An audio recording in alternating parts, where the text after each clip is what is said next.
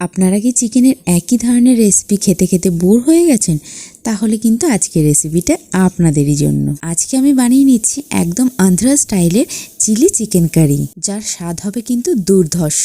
আমি নিশ্চিত হয়ে বলতে পারি এই রেসিপিটা যদি আপনারা একবার ট্রাই করেন তাহলে কিন্তু এর স্বাদ অবশ্যই আপনাদের মুখে লেগে থাকবে। তাহলে বন্ধুরা বেশি দেরি না করে চলুন রেসিপিটা দেখে নেওয়া যাক। হ্যালো এভরিওয়ান, আমি তনয়া আছি আপনাদের সাথে, আর আপনারা আছেন আমার চ্যানেল ঘরে তনয়াতে। চিকেনের এই পুরো রেসিপিটা কিন্তু আমি সম্পূর্ণ সাদা তেলে করে নেব। প্রথমে কড়াইতে তেল গরম করে নিচ্ছি এবং তার মধ্যে দিয়ে দিচ্ছি একটা মিডিয়াম সাইজের পেঁয়াজ কুচি, আর এর মধ্যে দিয়ে দিচ্ছি 6টা কাঁচা লঙ্কা।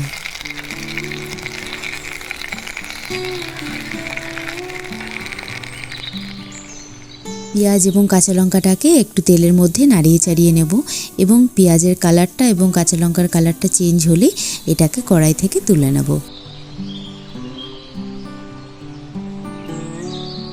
এই পেঁয়াজ এবং কাঁচা লঙ্কাটাকে একটা মিক্সার গ্রাইন্ডারে নিয়ে নেব এবং এর মধ্যে দিয়ে দেব কিছু কারি পাতা, আর তার সাথে যোগ করে দেব ধনে পাতা। সামান্য একটু জল দিয়ে খুব মিহি একটা পেস্ট তৈরি করে নেব। কড়াইতে আবারও একটু সাদা তেল নিয়ে নেব। ফোড়নে দিয়ে দেব শুকনো লঙ্কা এবং গোটা গরম মশলা, আর এর সাথে দিয়ে দেব কিছু কারি পাতা। ফোড়নটা একটু ভাজা ভাজা হয়ে আসলে কিন্তু এর মধ্যে দিয়ে দেব 2টো পেঁয়াজ কুচি। পেঁয়াজটাকে খুব ভালো করে মিহি করে কুচিয়ে নিয়েছি। পেঁয়াজটা খুব ভালো করে নাড়িয়ে চাড়িয়ে নিয়ে এর মধ্যে দিয়ে দেবো পরিমাণ মতো নুন। পেঁয়াজটা একটু নাড়িয়ে চাড়িয়ে নিয়ে এর মধ্যে দিয়ে দিচ্ছি 3টে কাঁচা লঙ্কা। পেঁয়াজটা আবারও একটু নাড়িয়ে চাড়িয়ে নেব এবং পেঁয়াজটা একটু নরম হয়ে আসলেই এর মধ্যে দিয়ে দেব 1 চামচ গ্রেট করা আদা এবং 1 চামচ গ্রেট করা রসুন। এই আদা রসুনটাকেও পেঁয়াজের সাথে খুব ভালো করে মিশিয়ে নেব এবং খানিকক্ষণের জন্য ভালো করে কষিয়ে নেব। এখন এর মধ্যে দিয়ে দিচ্ছি 2টো টমেটো কুচি। টমেটোটা নরম না হওয়া পর্যন্ত আবারও খুব ভালো করে মিশিয়ে নেব। টমেটোটা নরম হয়ে আসলে একে একে শুকনো মশলাগুলো এর মধ্যে যোগ করে দেব। প্রথমেই দিয়ে দিচ্ছি ধনের গুঁড়ো 1/2 চামচ, জিরের গুঁড়ো 1 চামচ, সামান্য পরিমাণে হলুদ গুঁড়ো এবং খুব সামান্য পরিমাণে লাল লঙ্কার গুঁড়ো, আর দিয়ে দিচ্ছি 1 চিমটে চিনি। এখন সমস্ত উপকরণকে খুব ভালোভাবে মিশিয়ে নেব এবং খানিকক্ষণ কষিয়ে নেব। মশলা থেকে তেল ছেড়ে দিলেই কিন্তু এখন এর মধ্যে চিকেনগুলোকে দিয়ে দেব। এখন হাই ফ্লেমে মশলার সাথে চিকেনটাকে খুব ভালো করে মিশিয়ে নেব।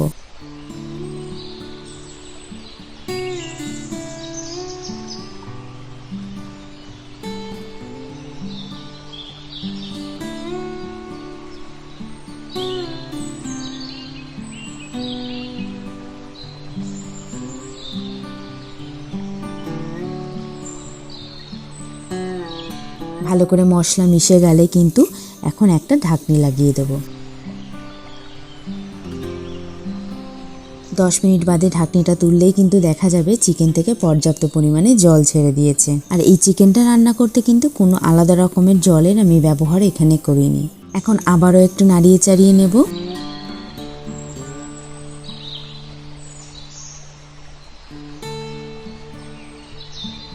আর এখন এর মধ্যে দিয়ে দেব ধনেপাতা, কাঁচা লঙ্কা, কারি পাতা এবং পেঁয়াজের পেস্টটা, যে পেস্টটা আগেই রেডি করে রেখেছিলাম। আবারও একটু নাড়িয়ে চাড়িয়ে নেব।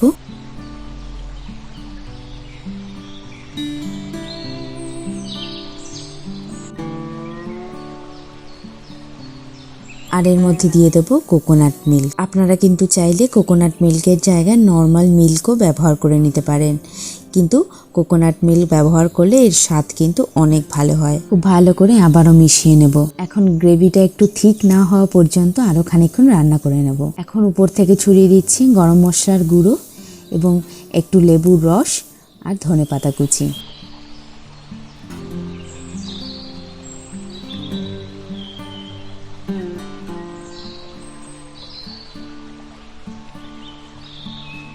দেখুন কালারটা কত সুন্দর এসছে, দেখেই কিন্তু লোভ লেগে যাচ্ছে, তাই না? এই চিকেনের প্রিপারেশনটা কিন্তু একটু গামাখা গামাখা হয়। এই অন্ধ্রা স্টাইলের চিলি চিকেন কারিটা কিন্তু রুটি এবং পরোটা নানের সাথে কিন্তু সবথেকে বেশি খেতে ভালো লাগে। আমার রেসিপিটা কেমন লাগলো নিশ্চয়ই আপনাদের ভীষণ ভালো লাগবে। বাড়িতে অবশ্যই ট্রাই করুন এবং আমার ভিডিওগুলো কেমন লাগছে আমাকে জানাতে কিন্তু একদম ভুলবেন না। এবং আমার চ্যানেলে নতুন হয়ে থাকলে কিন্তু চ্যানেলটা সাবস্ক্রাইব করতে একদম ভুলবেন না। ভালো লাগলে প্লিজ ভিডিওটা লাইক করুন, শেয়ার করুন এবং কেমন লাগছে কমেন্ট করে অবশ্যই জানাবেন। আবার দেখা হচ্ছে অন্য কোনো নতুন রেসিপি নিয়ে। এখনকার মতন টাটা।